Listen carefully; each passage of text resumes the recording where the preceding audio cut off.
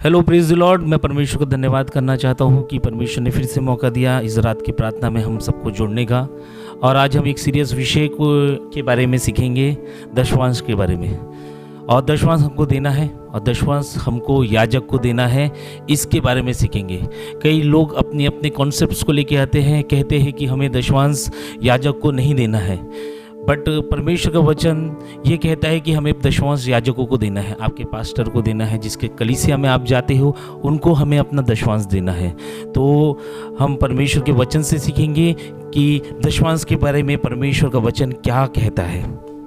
हम निकालेंगे लेव व्यवस्था 27 अध्याय 30 वचन। उसमें लिखा है, फिर भूमि की उपज का सारा दशवांश, चाहे वो भूमि का बीज हो चाहे वो वृक्ष का फल, वह यहोवा ही का है, वह यहोवा के लिए पवित्र ठहरे।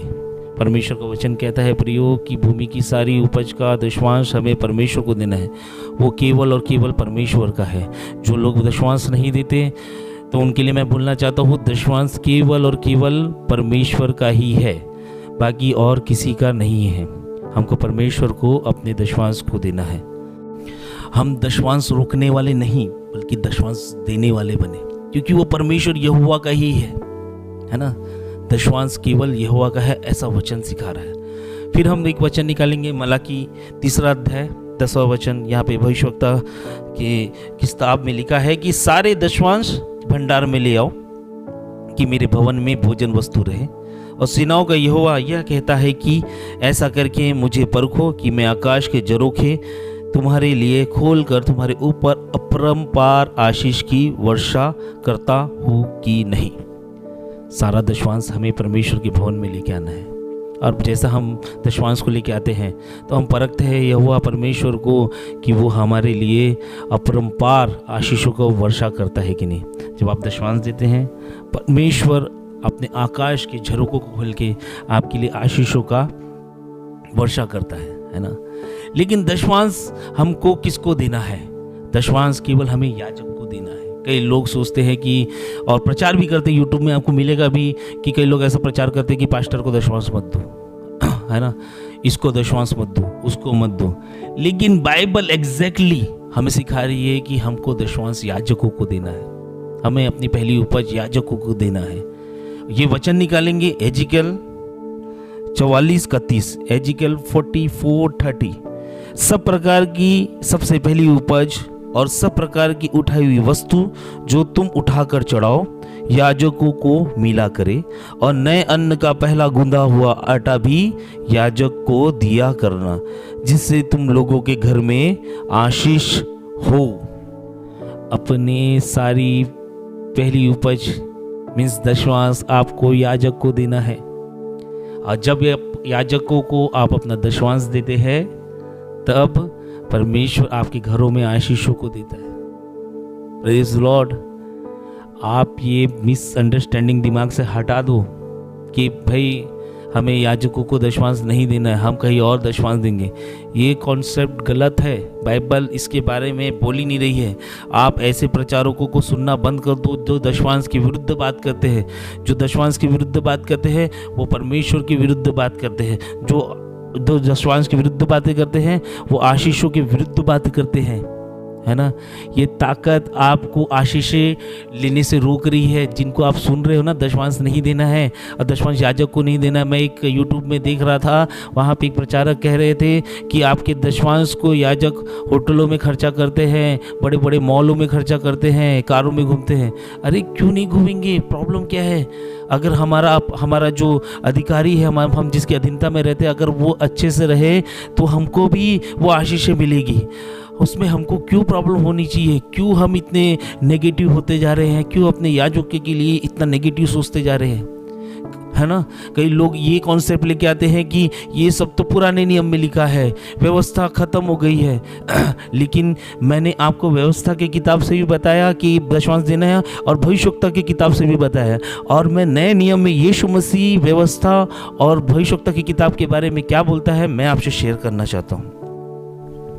यीशु मसीह कहता है मत्ती रचित सुसमाचार 5वां अध्याय 17 से 18 वचन में, यह ना समझो कि मैं व्यवस्था या भविष्यवक्ताओं की पुस्तकों को लेप करने आया हूँ, लोप नहीं करने आए, लोभ करने नहीं परंतु पूरा करने आया हूँ, क्योंकि तुम से सच कहता हूँ कि जब तक आकाश और पृथ्वी टल न जाए तब तक व्यवस्था से एक मात्रा या एक बिंदु भी बिना पूरे हुए नहीं टलेगा। क्या लिखा है प्रियो? फिर से वचन पढ़ेंगे। तब तक व्यवस्था से एक मात्रा या एक बिंदु भी बिना पूरे हुए नहीं टलेगा। या यीशु मसीह बोलता है, मैं व्यवस्था या भविष्यवक्ताओं की पुस्तकों को लोप करने नहीं आया हूँ, मैं पूरा करने आया हूँ। और जब तक धरती और आकाश एक नहीं हो जाएगी तब तक एक बिंदु एक मात्रा भी अलग मत करो। धरती और आकाश कब एक होगी? जब यीशु मसीह का दूसरा आगमन होगा, है ना। देखो शैतान कितना हमें बांध रहा है, हमें दशवांश देने से रोकता है। और किसी के मन में कार्य करता है दशवांश देने का, तो किसी और का सुन लेता है कि याजकों को दशवांश नहीं देना। जबकि एजेकियल 44:30 करेक्ट वे में बोल रहा है कि अपने दशवांश को, अपनी पहली उपज को आपको याजक को देना है। अगर आप याजक को दशवांश नहीं दे रहे हैं तो मुझे नहीं लगता आप आशीषों को पा रहे हो। फिर से बोल रहा हूं मैं, ध्यान से सुनिए, याजकों को आपको दशवांश देना है। वचन में लिखा है। मैं वचन से बाहर कभी बातें नहीं करता, मैं किसी के एग्जाम्पल लेके बातें नहीं करता, ना किसी के बारे में बातें करता हूँ। मैं वचन से बातें कर रहा हूँ। मैं मेरे हमेशा आप उपदेश देख लेना यूट्यूब में कि मैं कभी भी वचन से बाहर बात नहीं करता। और वचन ये सिखा रहा है कि दशवांश केवल यहोवा का है और अपने सारे दशवांश को याजकों को दो। ये कॉन्सेप्ट से दूर हट जाओ कि भैया हमें याजक को नहीं देना। दशवांश केवल वो पुराने नियम में लिखा है, नए नियम में नहीं लिखा है। यीशु मसीह से हम, जिसको आप पूछ रहे हो, जिसको आप प्यार कर रहे हो, वो खुद इस बात पे एग्री हो रहा है कि एक भी मात्रा, एक भी बिंदु भी हमको व्यवस्था या भविष्यवक्ताओं की किताब से अलग नहीं करनी। Praise the Lord. आप दशवांश देने वाले बनो, आप याजक को दशवांश दो, वो आपकी ड्यूटी है। वो यहोवा का वचन है, वो परमेश्वर का वचन है। आप वचन पे चलने वाले बनो। दशवांश को रखने वाले, अपने पास रखने वाले नहीं, बल्कि भवन में देने वाले बनो। आपके जीवन की बहुत सारी आशीषें इसलिए नहीं मिल रही है क्योंकि आप अपने याजक को दशवांश नहीं दे रहे। आपको अपने याजक को देना है। मैं यहाँ यूट्यूब में बोल रहा हूँ तो मुझे नहीं देना है। आप जिस चर्च में जाते हो, जिस कलीसिया में आप जाते हो, जिस कलीसिया में रविवार की आराधना अटेंड करते हो, उस चर्च में आपको अपने दशवांश को देना है। जहां पे आप प्रभु भोज लेते हो वहां पे आपको दशवांश को देना है। ऐसा नहीं कि मुझे सुन रहे हो यूट्यूब में या किसी दूसरे प्रचारक को सुन रहे हो यूट्यूब में और उसको दशवांश दे रहे हो, वो गलत है। आप जहां जाते हो वहां आपको दशवांश देना है, वहां आपको अपना 10% देना है। दूसरे को, ऐसे किसी व्यक्ति को मत दो जो आपको जानता तक नहीं है, आपको कुछ फायदा नहीं होने वाला। आप दशवांश केवल याजक को दो, और आपका याजक, जो आप जिस कलीसिया से जुड़े हैं वो है आपका याजक। आप जिस कलीसिया में जाते हैं वो है आपका याजक, जो आपके लिए प्रार्थना दुआ करता है, आपको जानता है, आपके परिवार की सुधि लेता है, वो है आपका याजक, है ना। भूल से भी ऐसे प्रचारकों को मत सुनो जो आपके याजकों के खिलाफ आप प्रचार करते हैं, है ना। कई लोग सोचते हैं कि याजकों को दशवांश नहीं देना चाहिए। भाई वचन उनको बता दो, एजेकियल 44:30 कि दशवांश हमें याजक को ही देना है, और कभी भी अपने दशवांश को रोको मत, है ना। पहली उपज, कई लोग बोलते हैं कि पहली उपज पैसा कैसे होता है। आप भैया दिन भर, महीने भर जो कमाते हो, आपकी उपज क्या है? पैसा है। आपको पैसे का दशवांश देना है। कई लोग सोचते हैं कि भाई हाँ, हमें दशवांश नहीं देना चाहिए, हमें ये पास्टर ने बताया। भाई उसको ये बता दो, है ना, प्रचारक ने बताया, उसको ये बता दो कि भैया वचन में ऐसा लिखा है कि हमको दशवांश देना है। और व्यवस्था या भविष्यवक्ताओं की किताब से एक भी बिंदु, एक भी मात्रा यीशु मसीह ने बोला है कि निकलनी नहीं चाहिए। तो हम कौन होते हैं निकालने वाले? प्रियो, आपकी आशीषें आपके हाथों में है। आप दशवांश देने वाले बनो। आपके स्वयं के चर्च में आप दशवांश देने वाले बनो, है ना। और परमेश्वर जैसा उसने वादा किया है कि मुझे परखो, मैं आकाश के झरोखे के समान अपरंपार आशीषों की वर्षा करूँगा। वो आशीषों की वर्षा करने के लिए रेडी है। आप अपना दशवांश देना चालू करो, परमेश्वर सही में आपको ब्लेस करेगा। मैं जब दशवांश देता हूँ, हर महीने देता हूँ, परमेश्वर मुझे ब्लेस करता है। परमेश्वर कभी कमी घटी नहीं होने देता। तो आइए हम प्रियो परमेश्वर से प्रार्थना करें और प्रार्थना करें कि हम दशवांश देने वाले बने। ऐसी हम दुआ करते हैं। प्यारे पिता परमेश्वर, हम मसीह यीशु के नाम से तेरे चरणों के पास आते हैं, तुझे धन्यवाद करते हैं और प्रार्थना करते हैं पिता परमेश्वर कि तू हमें इस वचन के द्वारा तू हमें चला सीता पिता परमेश्वर। आत्मा में वो लोग चलते हैं जो वचन पे चलते हैं। बाइबल ऐसे बताती है जो लोग आत्मा के चलाए चलते हैं वही परमेश्वर की संतान है।